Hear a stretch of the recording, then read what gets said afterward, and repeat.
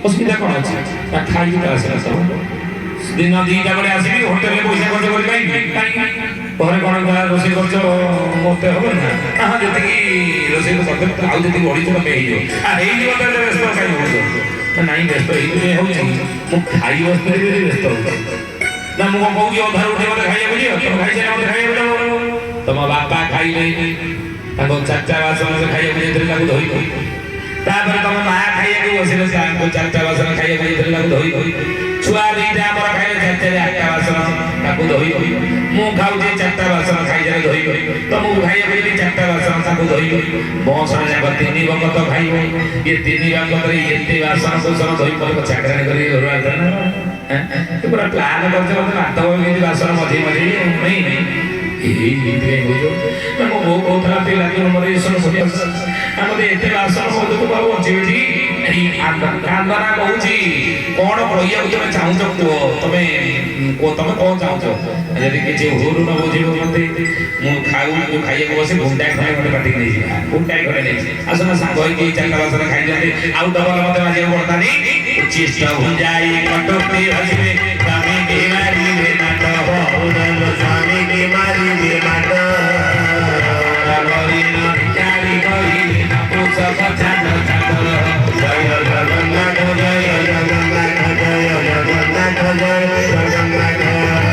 କଳିଯୁଗ ଶେଷ ସମୟ ଆସିଗଲା ବେଳେ କେମିତି ଜାଣିବା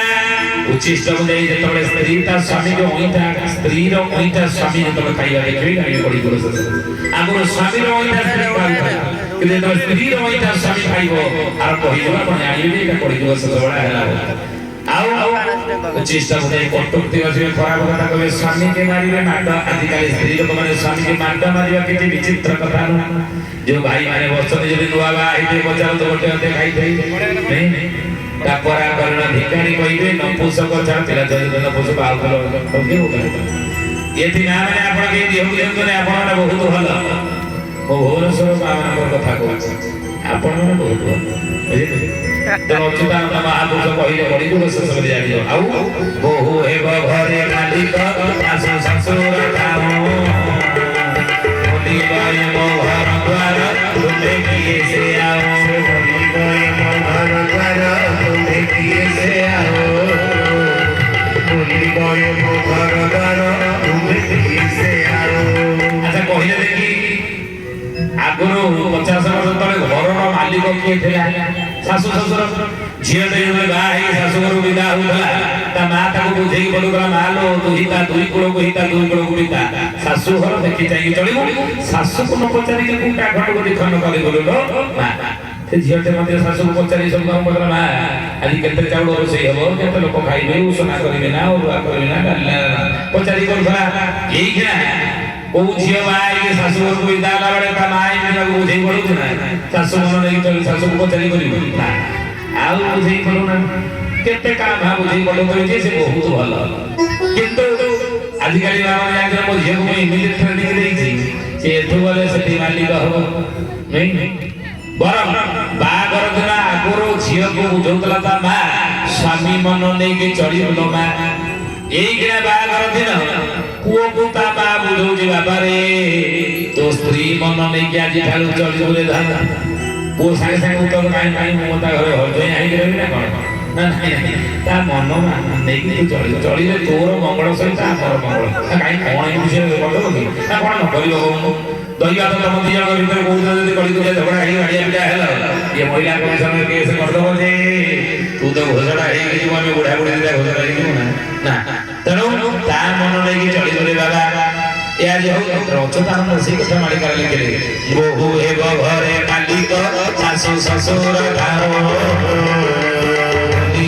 ମୋ ଘର ଦ୍ୱାର ତୁମେ କିଏ ସେ ଆଉ ମୋ ଘର ଦ୍ୱାର ତୁମେ କିଏ ସେ ଆଉ ମୋ ଘର ଦ୍ୱାର ତୁମେ କିଏ ସେ ଆଉ जो बुढ़ी माँ मैंने सब बसती शाशु मैंने आंग भीतर बहुत थे मुझे पचारि जन जन कर तुम घर मालिक तमें ना तुम बहु से चारिआड़ पछुक आगे 3 थर कड़े चाहिए 4 जन बहु ये आसला मो सागर कौटी बस आगे देखे जदि कहीदेला नहीं सी मालिक चाय मिले सकाल नहीं तेणु बहु हे घरे मालिक शशुर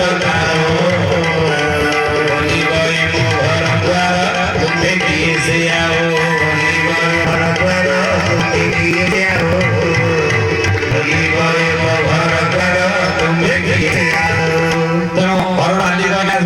शाशुर से समय चले शाशुर जमाना जाइए बर्तमान बहुर जमाना तेणु माड़ी कर लेक्चर शाशु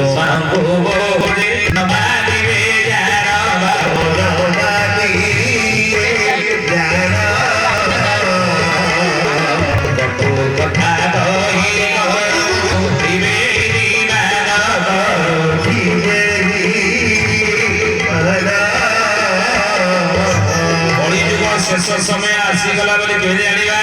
शाशु मान को बहु माने न मानिबे जाने तो मानिबे मु जाईथली स्वरर रोषक प्रवचन देबा एति की कहि जे 70 वर्षर बुढ़ी माटा छेड़ा आइला कहला बाबा रे एति रहि रहि बोले गाई गोटे कथा तते पचारि आनतेला बोले पचार बाबा रे एति प्रवचन देबा को तो केई दिन ने आसे रे बोले काल रहि ना काठर से का घर अछि रे और से राम बाबू जे बसने ता घरे काठर से अछि परा और से रामा घर अछि कोन ला तू एक जो कहल प्रवचन रे पड़ी जुगरे शाशु मान को बहु माने न मानिबे जान कटु कथा कहि करूथिबे इने भारी माने कटु कटु कथा कहि ई पदी कथा तो पाटिरो सुनिला बळे तो शेष बळे तो भारी भाबी होउची आम घर कथाटा तो आगे कहि छी की बोले तम घर कथा ना आम घर कथा इटा बहु मते मानुनी शाशु बहु भीतर सब झगड़ा झाड़ी होउची हमर 5-15 दिन मोर पास रे कटुची ई कथा तू केमते जानलु प्रवचन आसी कहि देलु आम घर कथा तो से रामा घरे आसी घर छुटी आसी हमर भाईया सी हमर भाईया ए जो ताको घरटा तो छु अब ताको घर सामने हमर निलिया को हेता एले कोन हो भाईया एले कोन हो 5 वर्ष तले जमी बाड़ी बाटा कोटा होतला जे भाई भाई बिरे बाड़िया पिला इनेती हेले कोटो पछरे केस करूची पडले को छिनि 5 वर्ष आसी 5 वर्ष दिन डारू ना निया निमंत्रण ताको घर द्वार को आमे माडू ना ना सी आपन निया निमंत्रण मो घर द्वार मो ना आसी हमर विरोधी लोक तो आगे कहि जे हम घर शाशु भीतर पड़ रे सी काई कहि त तू मिया को वचन कहि देलु अच्युतानंद महापुरुष 600 वर्ष तले मारी कर भीतर पड़ी जुग शेष समय आसी गला बले कबे जानिबो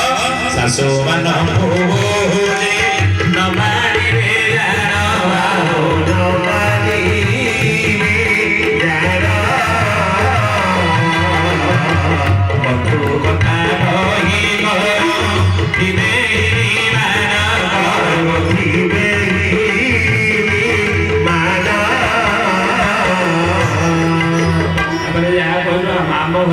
आमरी घर कथा गुड़ा तो एलिया कहूँ केमी भल पड़ो टे बाट ना सी मत सम्मान कर सेवा जत्न कर कहूँ बोले कहबी ना हाँ बोले अच्छा माँ तुम्हें जो बाई आस घर को सका कौन कर ना गोबर पानी पटे झाड़ू झाड़ू कर चा जलिया कर शाशु शशुर स्वामी दी कौन ना मुझे जो बोही आसते कौन सी बहु मुता शाशु से मोर कर तुम्हें जो बोही आस तुम कौन बीए पढ़ी कॉलेज आसता ना ना चा तो खाली माड़ी बोले सी कॉलेज बीए पढ़ी आसी से तुम्हें चा जलिया करके तुम स्वामी की दब तुम पुओ को दब तुम बहु को देकी बेड़े पी दब रोषेईबास तुम्हें कर संध्या बेले संज तुम्हें दब राति रोषेईबास कर खाइबा लगे बोले सीरियल देख यदि एते काम करिवे आ गोटा काम कोन ताकू भाबिलो तम सासु तमे निजो बहु भाबिकी तमे घर काम करिवो नहीं नहीं विद्या कथा पर मालिकार बोला गाय छी हरिदास लिखिले एक अष्टासीना आठलो बौड़ एक सतासीना सातलो बौड़ एक सतासीना सात माने सब चाकरी करिवे सासुरा धोतिब भात गंगा नदी तो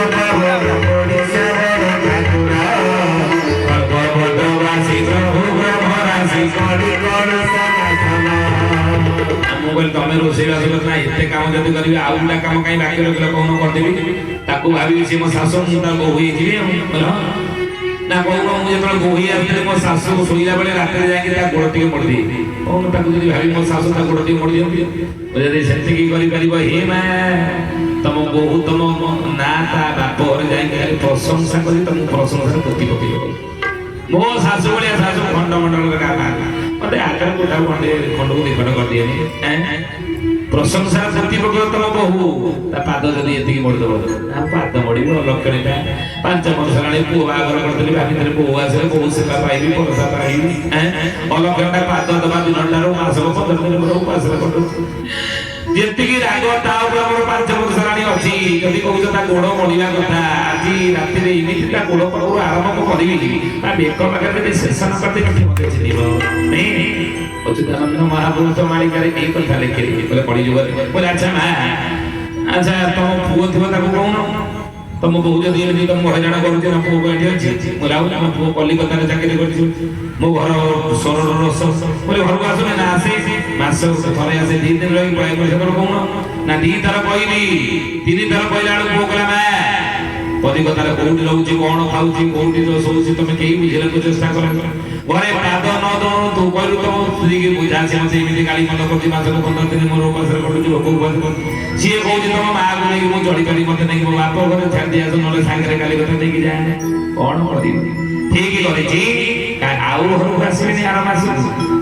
ଏଇଥର ଆସି ଫ୍ୟାମିଲି ନେଇକି ବହଳି ମା କହିଲା ଠିକ କଥାଟା କହିଛି ତୁ ସେଠି ରହୁଛୁ 2 ଦିନ ଏଠି ରହୁଛୁ ତୋ ସ୍ତ୍ରୀ କଥାକୁ ବିଶ୍ୱାସ କରୁଛୁ ମୋ କଥାକୁ ବିଶ୍ୱାସ କରୁନୁ ଯେତେବେଳେ ଆମେ ସାଙ୍ଗ ହେଇକି ସେଠି ରହିବା କଲିକତାରେ ତୁ ଜାଣିପାରିବୁ ସବୁ ଜିନିଷ ଦେଖିବୁ କିଏ ଠିକ ତୋ ସ୍ତ୍ରୀ ଠିକ ନା ମୁଁ ଠିକ ଫ୍ୟାମିଲି ନେଇକି ଯୋଉ କହୁଛି ହଉ ମୁଁ ବେଗ ବଟା ବାନ୍ଧିଲି ମୋ ବେଗ ବଟା ସବୁ ଯାକ ବାନ୍ଧି ବୁନ୍ଧି ଦଉଛି କାଲି ସାଙ୍ଗ ହେଇ କଲିକତା ପଳେଇବା ଫ୍ୟାମିଲି ନେଇ ପଳେଇବା ତୁ କହିଲା ତୁ ବେଗ ବାନ୍ଧିବୁ ନା ତୁ ବା କହିଲୁ ଫ୍ୟାମିଲି ନେଇକି କାଲି କଲିକତା ଯିବୁ ହଁ ତୁ କାହିଁକି ବେଗ ବାନ୍ଧିବୁ ନା ଫ୍ୟାମିଲି ନେଇକି ଯିବୁ ମୁଁ ଯିବିନି ମୁଁ କଣ ତୋ ଫ୍ୟାମିଲି ମେମ୍ବର ନୁହଁ କି ପିତା ମାତାଙ୍କୁ ଯେ ପୁତ୍ରର ମାନିବେ ଭିନ୍ନା ଭିନ୍ନ କରି ଘର ଏବଂ ଜିଲେ ପକ୍ଷେର ଥିବ ନିଷ୍ଠା ବଚନ ମୋର ଜୟ ଜଗନ୍ନାଥ ପତିତ ପାବନ ଈଶ୍ୱର ଠାକୁର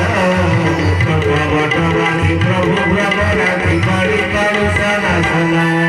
କଳିଯୁଗରେ ପିତା ମାତାଙ୍କୁ ପୁଅ ମାନେ ମାନିବେ ନାହିଁ ଯେତେ ଭାଇ ସେତେ ଘର ଯେତେ ଝିଅ ସେତେ ବଡ ଆମେ ଜାଣିଛେ ସବୁ ସମାଜ ରହିଛି କିନ୍ତୁ ବଡ ଆଶ୍ଚର୍ଯ୍ୟ ଲାଗେ ଶୁଣିଲେ ଦୁଃଖ ଲାଗେ ଯଦି କୋଉ ଗାଁ ଗଣ୍ଡାରେ ଘଟୁଛି ଏଭଳି ଘଟଣା ପରିବାର ଯଦି ଏଭଳି ଘଟଣା ଘଟୁଛି କଣ ବାପ ଠାରୁ ପୁଅ ଭିନେ ଆଜି ଏ ଘଟଣା ଘଟିବା ବାକି ନାହିଁ ଆଜି ବାପ ଠାରୁ ପୁଅ ଭିନେ ଯୋଉ ପୁଅ ବାପା ମାକୁ ଭିନେ କରି ସ୍ତ୍ରୀକି ଧରି ଅଲଗା ରହୁଥିବ ଲକ୍ଷେ କରିଲେ ପକ୍ଷେ ନଟିବ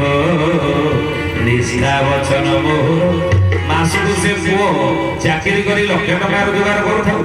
କି ବେପାର ପଟା କରିକି ଲକ୍ଷେ ଟଙ୍କା ରୋଜଗାର କରିଥାଉ କିନ୍ତୁ ପେଟ ଚାକିରି ଶାନ୍ତିରେ 15 ଦିନ ସେ ପୁଅ ପୁରୀ ପାରିବ ନାହିଁ କାହିଁକି ନା ବାପ ପରି ଆବାରେ ମନ